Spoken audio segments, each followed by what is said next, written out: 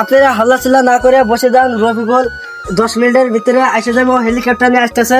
আমাকে ফোন মারছিল 10 মিনিটের ভিতরে এসে যাবো। আপনারা হাল্লা চিল্লা না করে বসেন বসেন বসেন সবাই।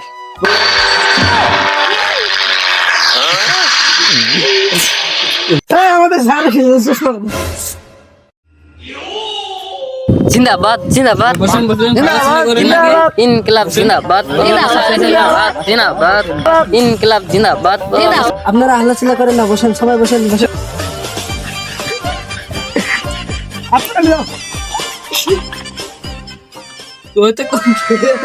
কি দিছে রে? দিল রে পয়সা দিল না, কই শর্ট পড়ছিল তো এখন কি করবো? বাড়ি ঠিক কইরা এটা 120 টা দিছে। তো সবাই ভালো আছেন না?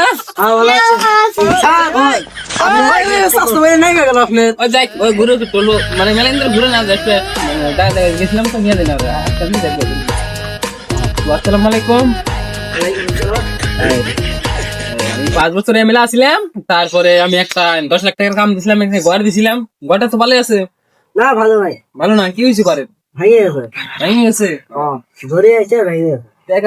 টাকা পয়সা তো বেশি নাই, কে হল দিতেছি তো একজন নিয়ে যাও। এত বেশি নিয়ে আসি না উসাও টেয়া নাই। বর্তমান ইলেকশন খেলা নাকি 50 টাকা দিলাম, চাটা খাই ওরি আর কিনে টাকাটা দিমুনি। আপনাদের কি কোনো দাবি আছে? আমার আছে। কি দাবি? বিলেজ বড় সব ঘর বাড়ি ভেঙে গেছে। তোমারে কইলো যে ইয়েরে ডাকবে করে আই হয় সামনে শুয়ে জামাই।